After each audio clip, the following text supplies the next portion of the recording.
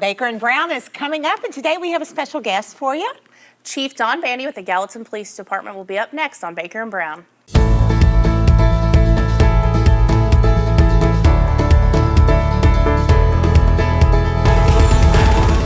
Welcome again to Baker+Brown. I believe this is our fifth episode. We're sticking with it. I'm so we've proud. made it. Thanks for watching. We're having fun. We appreciate the feedback that we're getting. We appreciate the questions. We'll address one or two today, but we're really excited that we're going to do our first episode, which we actually bring a guest to you, and that guest is going to be Chief Bandy, and so he's the head of the Gallatin Police Department, if you don't know that, and he's going to be talking a little bit about some of the police activities in Gallatin to help keep our community safe, and also share some true data about the community that I think will give you a great level of comfort as far as the resident of Gallatin goes. So what's been going on with you, Kim? Oh, I feel like we've been really busy. It's finally March. It is March. I know. Spring is upon us. We've had a few tastes of spring over the past couple of weeks, so that's been nice. I think since we have Chief Bandy today, it'd be really fun to start with a nice list and open up with that. I love nice list. You have somebody for that. I have somebody. So a couple weeks ago, I saw it was on social media. I think the PD posted it, and then the city posted it, and I shared it. You shared it. I shared it. We shared it. It was an officer, one of our officers from the Gallatin Police Department, who attended a banquet at, I think it was a awards banquet at Rucker Middle School, and with a student who invited him, an Officer Zubieta. I knew I'd mess it up. But I know Officer Zubieta because I've gotten pulled over by him. And I have too. I think my whole office has. He does not like texting and driving, so don't do that. And Officer Zubieta is a very good officer. He keeps an eye out for any traffic infractions. I had actually had expired tags on my car. I actually had them. I just didn't have them on my car. And he pulled me over, and he cracked up when he saw it was me. But I think he's very good at pulling people over, helping them learn what they've done wrong, and sending them on their way. Same thing with me. He pulled me over. Actually, I was at a red light, and I had my phone in my hand. I was not texting. This is before the hands-free law, too. This is a while ago. But he pulled me over, and he just gave me the eye and went. And I was like, oh, no. And so in between the time he saw me and I was on the side of the road, I dropped my phone in between my seat and the console. I know he thought I was full of it because I said, I don't have my phone. He goes, where's your phone? I said, it's down there. He said, you hid your phone. I said, no, I didn't hide my phone. And he said, were you texting? And I said, I wasn't. He said, that's not what I saw, but stay off your phone. So I've stayed off my phone since. I learned my lesson. Well, he's a good police officer and a perfect nomination for the nice list because that's really special that some young man thought enough of a local police officer to invite him to attend his banquet as his special guest. And I heard that young man was recognized. Yeah, he won an award. I think we've got a picture of it. Yeah. And that was neat that he had someone there with him to celebrate that. Proud of the young man and certainly proud of our officer, so that's great. Yes. Well, you mentioned that it's March.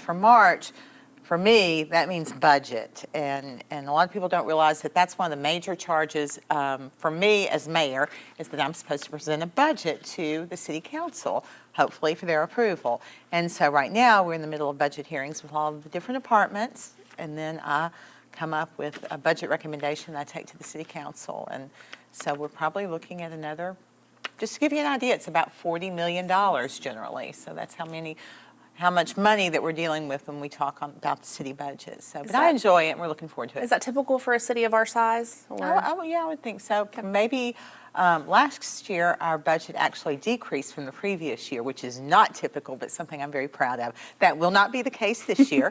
And the difference for the city of Gallatin is our budget is actually about double that because a separate budget is our utility budget. Okay. So we do the utility budget and then the city budget. And the city budget includes our police and fire and our streets and our garbage and all that good stuff. So. Well, besides budget, there's a lot of community events that are coming up on the calendar. There are. I always kind of look forward to this week and dread it a little bit too because it's a lot of outfits to have to find to wear. So many. But this week is the week of events benefiting lots of great nonprofits in our community. And the first one, actually we had one the other night. And we've got clips of the mayor and the hammering contest. Oh, So great.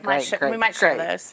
That was from the Habitat for Humanity Women's Build Benefit, which happened on Monday, and I was honored to be recognized. I was going to say, if you wouldn't, she was. What was the name of the award again? It was again? the Women Building the Community Award is, I think, the proper title. But I was honored. I have to say that you do a tremendous job supporting that organization.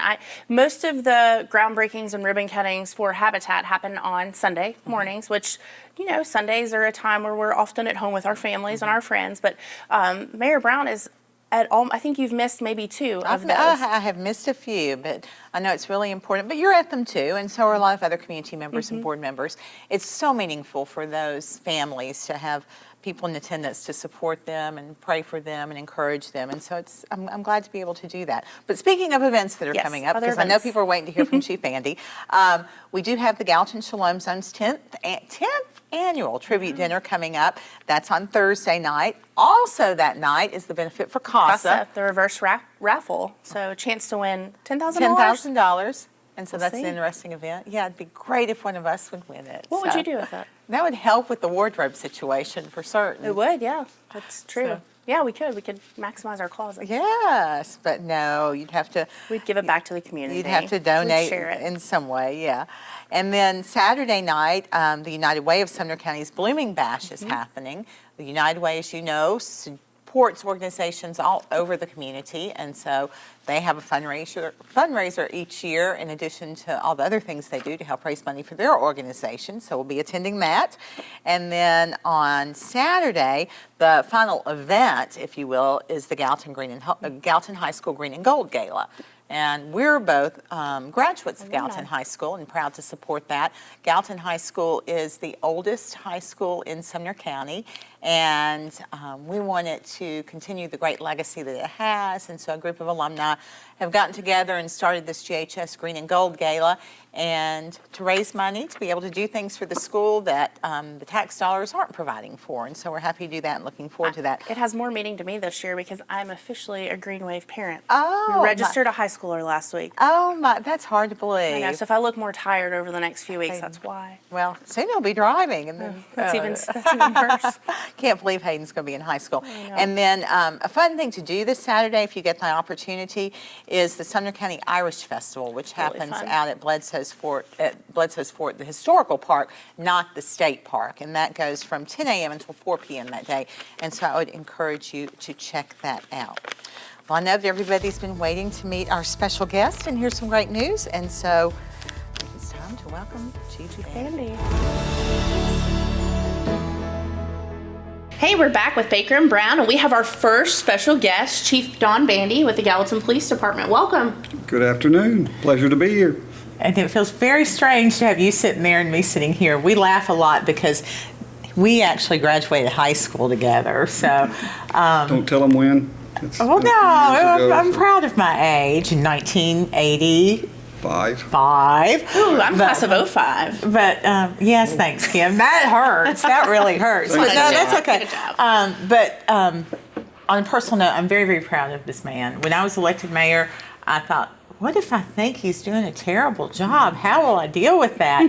And thankfully, I've been very, very impressed with the job that he has done and the personal stake that he puts in being police chief in our community. But tell us just a little bit about your philosophy as the chief of police for Gallatin, because I love it. Well, I mean, and being from here, like you and graduate from here, it's a personal stake, I guess, if you will, because, I grew up here and I care about what happens here. And sometimes I'm answering emails at 9 o'clock at night and I think I drive everybody crazy. But I truly care in my heart, and I think that I try to take that philosophy to our men and women of the department. So. Well, and you intend to stay here. I do. I'm not going anywhere. Like I say, I'm getting embarrassed. It's hot. He always says that. I always turn red. So, I do. I truly love this place. I love this town. I love what Mayor Brown's done with it. I love what you guys do with it. I think when you guys were talking about all the community things that are going on, I mean, that just makes you feel good in your heart. And you know, it you know, really touches me to hear what goes on and what we can do for this community and to help our, you know, our folks and just help people get better. Well, I've heard you tell or talk about telling your staff, treat citizens like you would want your mother to be treated. Yeah, and you know, you say, well, treat others like you would want to be treated. I always try to take it to the next step where, how would you want your mom and dad, your brother and sister? And I when I hire folks, I tell them that because I feel like that's so important, that you know, you go out there, because a lot of times when law enforcement's called, people are not having a good day. You know, they want to, they had a wreck or we stopped you, can give you a ticket for texting. So you try to treat them with respect and try to not make that day worse, you know, and whatever we're there for, you know, do your best to help the folks. I always tell our staff, don't give me more problems, give me solutions. And that's kind of what we need to do as far as law enforcement. Now, you kind of started the whole community policing perspective here in Gallatin. Well, I mean, we've had it through the years. It just changed, you know, with different administrators, and the old chief had a different way of doing things. And so, because I'm from here, and because, you know, at the Civic Center, you know, at the Kroger, at the Walmart, where, you know, at the baseball field, you see so many people and you hear so many, you know, issues and problems, and I do take those personally. I feel like that, you know, I can't solve everything, and sometimes I feel like I try to sometimes, you know, with Facebook Messenger or whatever. You know, I think a lady this weekend asked me about, could you send some folks over to just Extra Patrol because I'm here by myself. And so, you know, again, to me, it was just a no-brainer to get the address, and I copy-pasted. I'm good at that stuff, and I send it out to our patrol, and you know, it's just the little things, you know. I really think I feel like they're important. So. Well, I think you all really do treat people like they're important. I think that makes a difference. But a lot of people, talk a little bit about what you, like I and you, have observed, say, on social media about crime in Gallatin. Well, yeah, I mean, I think we know crime happens everywhere, and you can give us some of those stats, but I think that you guys do a really great job keeping people informed and engaged, and if you're not following the PD on Facebook, you should be. And I even saw something a couple weeks ago. I think there was an incident that happened. It was not a threat to the community, and I saw an officer respond. He said it's not a threat, and then, you know, he was engaged, and he didn't give too much information, but he was there and present, and I think that's meaningful. Tell us a little bit about that. And we've tried to do better with that. There's some other agencies that Mount Juliet, they're pretty good at it, you know, getting it out there, and we're trying to get better, so we're trying to identify somebody on each shift that's pretty good with the whole social media thing. I'm not great with it. I can do some Facebook, but that, you know, but again, we need some real-time stuff, because people, you know, they'll get on there, and like last night we had a terrible incident, and sure enough, you know, I said we got to get it out there, and we do, and it's trying to educate. Hey, we got a crash over here, and you know, please go another way, and you know, try to avoid this area. So I think it's real.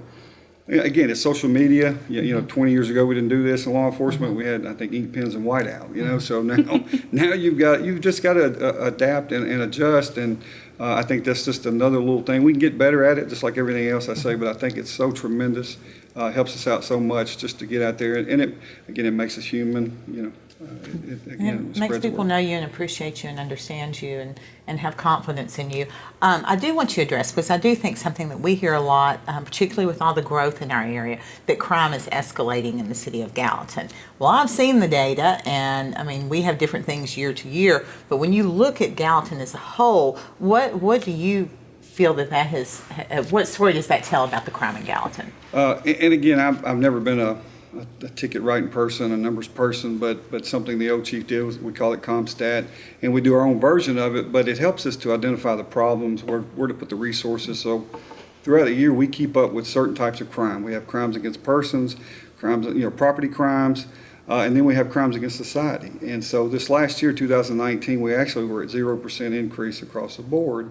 And I have to brag that our crimes against person and property were actually in the negative, and because we were at 0 crimes against society, that's proactive arrest, that's narcotics arrest, weapons arrest. So it means we were being proactive, and if we hadn't been proactive, we probably would have been in the negative as far as crimes. And you take into consideration the number of folks moving in town, and we hear about that every Tuesday when everybody's talking about the different problems that we're facing. And growth is good, it's just we got to figure out how to balance it. So you take that with the traffic volume and the folks that are in our city. I mean, I guess any day you could have 45,000, 50,000 folks during the day with the colleges and the different types of businesses. So having that, that makes you feel pretty good that we're working pretty We've hard. done very, very, very well, but also over the span of a decade, I mean, we've We have. actually declined. We really have. We have, again, and some of that was, I guess, well, it is going to be 9 years this year for me as chief. So, over it has been almost decades. So it is, but, to me, it's important not just to go out and write tickets and make arrests, because it's so much more than that. And I think that's what our philosophy has, in my philosophy, and I always say our because it's us, it's just not me, is to try to get the officers to look beyond the ticket, look beyond the citation, and that could be good or bad, but most of the time you're looking, you may find narcotics if you look, but I want you to go to the other end of the spectrum and try to help folks, try to get them, educated on maybe what they're doing wrong, and just trying to reach out and do the things we do in the community, like Officer Zubietta did, which was, that was one of those, there was no prompting for me. I saw him there. Didn't know about it till after the fact. Yeah. Wow. I mean, I just was like, wow, and before I could say, hey, get that out there, they were like, look, and again, it's just one of those things that makes your heart Makes you proud of your explode, community and proud of your officers. You touched on it, but I think it's a perfect opportunity to dispel a myth that I think every citizen, not every citizen, but that citizens in every community in the country have. And I don't know if it's a myth everywhere, but it's certainly a myth for our community, and it's about ticket quotas. Absolutely illegal. If you have not been watching TV, what is it, Rich Top? You can't do that. And we, our tickets actually starting of the year, they're down quite a bit. But with the volume of traffic, our tickets are down. As I say, our crashes have been down. I think we had some property damage at the end of the year that went up. But you think about the amount of folks that are here going to and from work and to and from school and home every day. So we're not really in the ticket writing business. To me, I always say that you got to arrest somebody, you got to write a ticket. It's to deter crime. It's not to, when you stop that person, you're like, hey, you're in that stop sign. What stop sign? So there's a method to the madness, if you will, and I think that hopefully we've done that with this administration, with our administration, and we can always get better, and sometimes we do have to, we have to arrest folks and take bad guys to jail, as my son would say, take the bad guys to jail. So I think that, in the most part, though, you're here to help somebody. Well, Chief Bandy always says two things I really like. One is we can always do better, which anybody that's ever worked in management certainly appreciates that perspective. And then the other thing that I hear you tell kids and other individuals, to be a friend, you have to, how do you say it? Well, to be a friend, you got to make yourself friendly. And I think, again, we do 200, I think, plus events as far as doing community events. So I think that's so important. It may be something little. I think tomorrow I'm gonna go over to Rucker Stewart and do FCA. And I know Assistant Chief Charles has done that. And I know some of our other guys go out and gals do this stuff. And if somebody calls us and say, hey, and we went outside the city to do it. I feel like it's very important to again, reach across that aisle and make yourself friendly, because, we got to look like we can be approached, because, there's that stigma, oh, it's a big bad cop and he's going to give me a ticket or two, or you say, hey, he's going to take you to jail if you don't act. Please don't say that, parent. But, it's just one of those things. It's just so important to me, and I think our staff has definitely bought into it. They just know how I am, and they, they're going to know I'm going to ask why, when we didn't get to whatever we could do to help. So. I think a great example of that, I know the show's heard me talk before about handshakes and high fives, which we started back in the fall in October. Yeah. I think we're on our 5th month. I think we've been to 7 schools already. Yes. And we've got some pictures of that. But your department has had a tremendous showing of officers, as has the fire department and some of our other folks. But I've been so impressed with how y'all just show up for that. And it's an early morning. Some of them are at the end of their shift. Some of them are coming to work early to do it. So thanks for sending your folks. Well, and thank you again. That's what I mean by the whole community thing, because you guys put so much effort into making this community what it is. I think you've made it attractive, if you will, that people want to come here and live, and just those little things like that. I think that builds that relationship, and we do reach across the aisle to let the kids know we care about them. So. Well, so many people make a difference in this community, and that's what we always try to highlight, but certainly appreciate what the police department does. Two things I want to get out there about crime. One, I read police reports twice a day, so I kind of get a sense of what's going on in the community. But one thing is where I just see all the time, and I think is so ridiculous, is people getting stuff stolen out of cars. and the fact that the vehicles are unlocked. And I do not understand people that leave purses and guns in unlocked vehicles. So lock your cars. Lock your cars all the time. I mean, and don't leave the laptop sitting on the front seat. I mean, even if it's locked, that oh look, I want that. And so, again, with the problems we have, and we're not a perfect community, but everybody has them. We have some folks that have some demons and they're on narcotics or whatever, and a lot of times they're going to steal to get their supply and demand. So just please lock your car. Do not leave an unlocked car, especially with a gun in it. We have that happen much more. I think they did a story on one of the local news channels the other day. Recently, and it's amazing. It's amazing. So please don't do that, because you put a lot of folks in danger. Even somebody, innocent kid that wants to play with the gun. You don't want that ever. No. And then the other thing that I want to reiterate is that Gallatin, like all communities, does have serious crime. But I feel like, and he knows he can contradict me or disagree with me, and that's fine. But I feel like the crimes that we've had in Gallatin, they're serious crimes where someone was hurt or worse, are not random. They're not.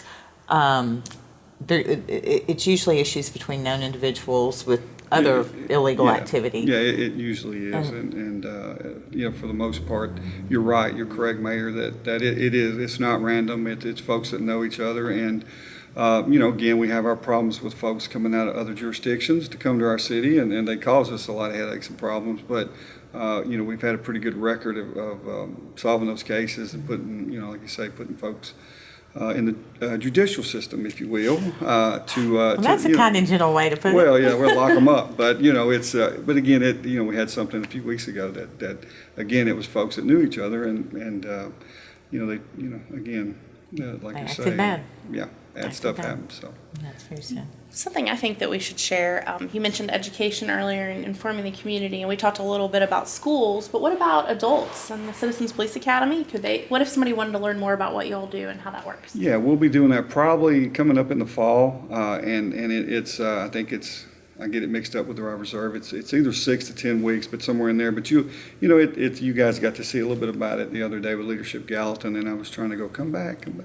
But it educates our folks on hopefully our community members on what we actually do, and you can actually see that we don't solve crimes in 45 minutes without commercials and stuff that's on TV. So but again, it does educate them, and hopefully they appreciate kind of how we do things and why we do the things we do, and that's in that way maybe hopefully they're never a victim to a crime, but they would understand how how and why we do the things we do. So do mention your reserve program quickly, though.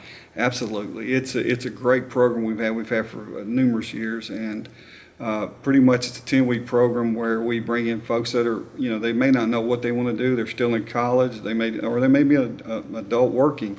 That they come in for 10 weeks. We kind of like a police academy, what we do inside our department with our staff, and you met some of our staff. We have some great talented folks over there. So they come in and they kind of get well-rounded in the different aspects of law enforcement, patrol, criminal investigations, evidence, narcotics, canine, everything we got. And then they become part of our staff, and they're really a volunteer, which to me shows me if they're willing to do this. They're dedicated, that they want to, that shows me there. So a lot of times we go ahead and hire those folks in full time if they want to be, and we send them to the police academy because they have shown that dedication and commitment, not only to us but the community. Because again, it is about having a servant's heart, and especially with those folks that volunteer like that. They're putting their time into it. So and again, sometimes they go, "Now I don't think I want to do this," and that's okay. It gives them an opportunity to try it out, and it gives you an opportunity to try them out. So I think it's a great program. You see, and they do help us.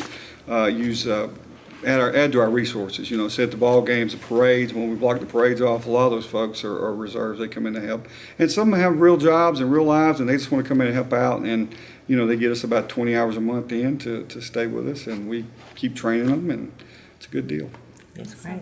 If somebody wanted to get a hold of you, how could they do that? Okay, 452-1313. My extension is 3219, which is Maddie, my administrative assistant, and she'll get you hooked up with me. And if I'm not there, just leave me a message. It comes to the bat phone, and I will call you back. And he does. He is so good about that. I don't know that you need to encourage that because you get so much. And your email is dbandy@gallatinpd.org. Okay. I got that. different than memorized. ours. So. That's good. Well, we so appreciate you sharing information. We're excited that you're our very first official guest. Yes. And so it's been fun to get to talk to somebody different because sometimes, we're still finding our way through all of this, but we're doing okay, I think. I think we so. are. Each week we do talk about a book. We're going to wrap the show up here in a minute, but keep you here while we talk about the book because you happen to know the author of this book. This book is The Lost World of Langley Hall, and it was written by a lady named by the name of Judith Morgan. How do you know her, Don? She was my Spanish teacher. I took 3 years of Spanish, and I passed. I put it that way. Can't say a lot of. Does she remember you? She does remember me. I made sure I introduced myself to her when I saw her out. I think probably with that book one day at some. I said, "Miss Morgan, you're my old Spanish teacher." She remembered. Well, I have to tell you that The Lost World of Langley Hall is one of the best books about our community I've ever read. It is such an interesting book. It tells the story of Catherine Trousdale and William Young Allen and their love story. I mean, this is true story stuff, but their love story is so interesting, and the way that it's told with so much of what happened in Gallatin and the people and the places of Gallatin, it's also very educational. It has pictures. And it has pictures. It has wonderful pictures. Langley Hall is actually a property located on Coles Ferry Road. The original home, I think, was destroyed by a tornado. That's the story I've always heard. And but it was the Allen family had that home, and Mr. Trousdale was from Nashville, and they did have that backwards. And they courted for decades, or dated as we would call it now. It's just a great story, and I would encourage you to read it. It's fairly new. It came out a year or two ago, and just wonderful pictures, wonderful information about the Lost World of Langley Hall. I did not finish my train of thought. Coles Ferry Road. The house was down by a tornado. The city of Gallatin actually purchased that property last year, and so that property will now be a future park for the citizens of Gallatin to use and enjoy. And it is an absolutely gorgeous piece of property. It's beautiful. It's beautiful. It's one of the most beautifully treed areas, nice rock wall, big wide piece of property, and so we're excited about the future of that property. But this book is a definite must read, even for people who aren't necessarily that interested in Gallatin history, because the story is so good. Can you buy it? You can buy it. Where? And you can get it from the library. The library has it. I don't know. You know, the museum might have these. I I don't know. I've seen a few copies in my house. I know she's done some ribbon cuttings. I bet if you Google The Lost World of Langley Hall that you will find where you can order this book. That's my 2 cents on that. I guess I should research that before I start pitching these, right? Yeah, we'll find out where you can get it, and we'll drop it in the comments. Absolutely. Thank you. I appreciate that. Yes. Speaking of the comments, be sure to drop some questions for us below. We'd love to answer them in the future weeks and episodes. And thank you for sharing your thoughts with us, and thank you for watching. And Chief, thank you for joining us and being our Thank you first for having guest. me. Now, I did commit to us answering a question from a yes. previous show before we Yes. go, and so I'm going to jump on the one that's about the mural on the side of what I would call the old antique mall in Gallatin. That building has actually been purchased, and we have been assured that the side of that building, and I'm talking about the year 2000 mural where they were predicting the future, it's a little faded now. Some people consider it an artifact that needs to be preserved. Others consider it an eyesore that needs to go away. I think the latter is more likely, but we have been assured that the side of that building will be aesthetically pleasing again soon. That building is about to go under renovation, and we'll get a whole new look and use. You can actually look at some of the plans for the building and the renderings. It's going to be called WYE, so WYE. Google that, and you can find the website for it, and you can get an idea of what the inside will look like, so you can only imagine what the outside and what might become of the mural wall. It's very exciting. So that's Baker & Brown for today. We certainly appreciate you joining us. Again, give us your comments, suggestions, ideas, ask questions, and tell your friends that this is a good way to kind of learn more about Gallatin. I told someone that interviewed me for the paper about this, that we want people to feel invested in their community, and this is an effort to do that, because I don't know that any of the three of us really love doing this, but we are having fun. We are having fun doing it, and I'm really grateful to get to do it with a friend and get to talk to other friends and share news about the community. So That's the good part. yes, exactly. Oh, yeah. The community. So we'll see you next week. We hope you'll tune back in for Baker & Brown. Goodbye, y'all.